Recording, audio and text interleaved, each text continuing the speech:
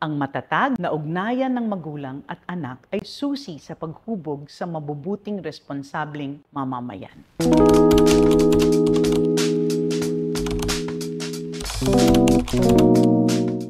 Ako po si Dr. Marge Acosta, Family and Child Advocate, College Professor at kasalukuyan pong Director for Alumni Engagement sa Kolehiyo ng Miriam. Mahigit na 11 years na rin na ako po ay nagfa-facilitate ng mga seminars on responsible parenting at building strong families through positive communication.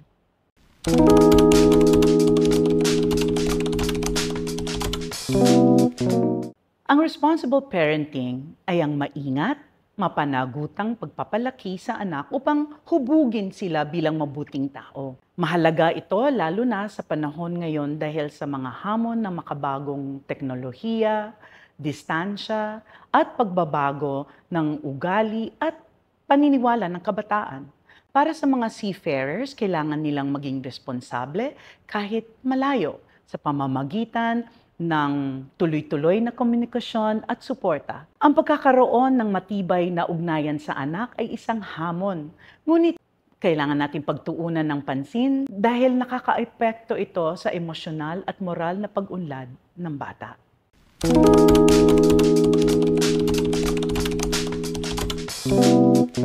Sa pamilyang may seafarer, madalas ay isa lang ang presenteng magulang, kaya mas mabigat ang responsibility ng naiiwan. Sa mga pamilyang buo ang presensya ng magulang, mas nababalanse ang atensyon, disiplina at suporta.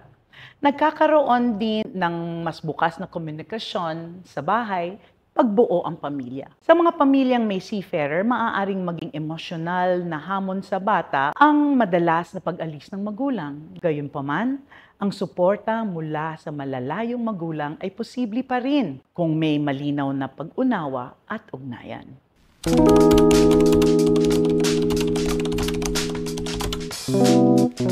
Mahalaga ang papel ng mga extended family members sa pagpapalaki ng mga anak ng seafarers. Sila ang tumatayong pangalawang magulang habang wala ang isa sa tunay na magulang. Nagbibigay sila ng emosyonal na suporta, gabay at disiplina sa bata. Nakakatulong din sila sa pagbibigay ng sense of stability at continuity sa tahanan.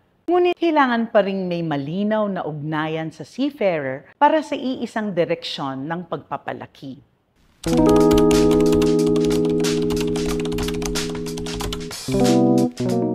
Ilan sa mga karaniwang hamon ay ang long-distance parenting. Limitado ang komunikasyon at emotional na distansya. Nahihirapan din ang asawang naiiwan sa pagbalanse ng pagiging magulang at iba pang tungkulin. Ang mga bata naman ay maaaring makaramdam ng lungkot o pagkukulang. May mga pagkakataon ding nagkakaroon ng pagkakaibang opinyon sa pagpapalaki dahil sa pisikal na di pagkakasama. Now, kailangan ng matibay na tiwala at malinaw na komunikasyon sa pagitan ng mag-asawa. Yan ang mahalaga upang mabalanse natin ang pagpapalaki sa ating mga anak kapag may distansya.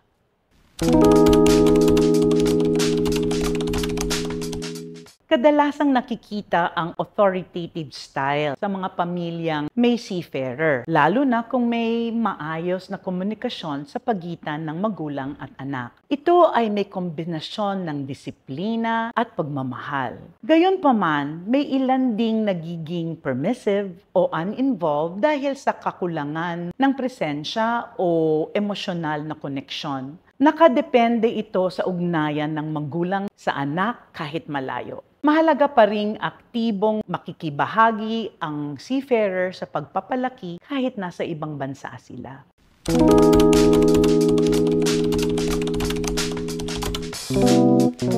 Maipapatupad ang epektibong disiplina kahit malayo ang isa sa magulang sa pamamagitan ng malinaw na kasunduan sa pagitan ng mag-asawa tungkol sa mga alituntunin sa bahay. Dapat ay iisa ang direksyon nila sa pagbibigay ng mga consequences at mga rewards. Mahalaga rin ang regular na communication ng magulang na nasa barko at sa kanyang mga anak upang mapanatili ang ugnayan at authority. authority. Ang consistency sa mga patakaran ay ang susi. Ang suporta ng extended family ay maaari ring makatulong basta't nakaayon sa patakaran ng magulang.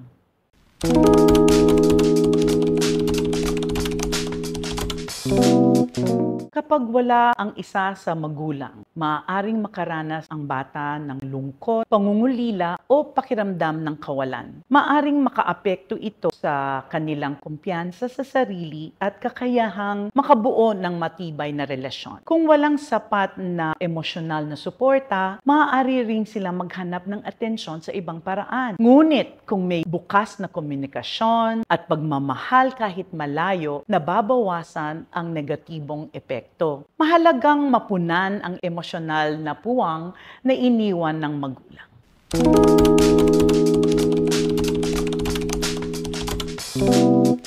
Maipaparamdam ng magulang ang pagmamahal sa anak kahit malayo sa pamamagitan ng madalas na pakikipag-ugnayan tulad ng video calls, mensahe at voice note. Maaaring magpadala ng sulat, regalo o simpleng mga paalala na iniisip nila ang kanilang mga anak. Dapat din ay pinakikinggan ang anak at pinapahalagahan ang kanilang saloobin. Mahalaga ang presensya ng mga importanteng okasyon para sa virtual na paraan. Ipinapakita nito na mahalaga ang anak kahit gaano ka-busy o kalayo ang magulang.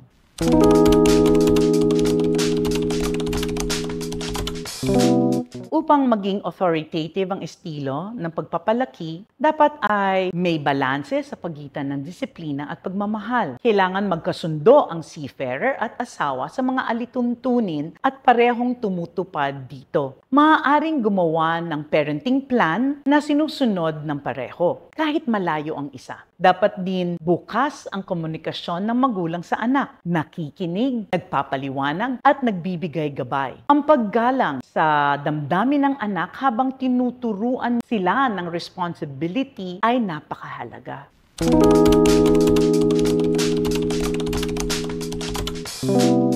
Sa pagkilala sa iba't ibang parenting styles, mas nauunawaan ng magulang kung alin ang pinakaangkop at epektibo sa pagpapalaki ng kanilang anak. Nakakatulong ito sa pagbuo ng malusog na relasyon sa anak at sa paghubog ng kanilang ugali, disiplina at emosyonal na katatagan. Ang authoritative style, halimbawa, ay napatunayang nagdudulot ng mas responsableng mga anak. Maiiwasan din ang labis na paghihigpit o kapabayaan. Ang kaalaman sa mga estilo ay nagbibigay sa mas balanseng pagpapalaki. Narito ang tatlong mahahalagang pangungusap na maaaring iwan sa mga nakikinig tungkol sa responsible parenting. Ang responsible parenting ay ang mapanagutang pagpapalaki sa anak na may pagmamahal, disiplina at gabay kahit malayo ang isa sa mga magulang. Kahit nasa barko o malayo sa tahanan, mahalaga pa rin ang tuloy-tuloy na komunikasyon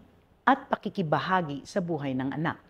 Sa panahon ngayon, ang pagiging responsabling magulang ay hindi nasusukat sa layo ng distansya kundi sa lalim ng malasakit, gabay at komunikasyon. Bilang mga magulang, lalo na sa konteksto ng mga seafarers, tungkulin nating mapanatiling present sa puso at isip ng ating mga anak sa pamamagitan ng pagmamahal, disiplina at bukas na pakikipag-usap. Kaya nating hubugin ang isang pamilyang matatag kahit saan man tayo naroroon.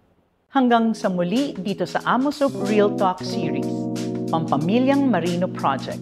Salamat po!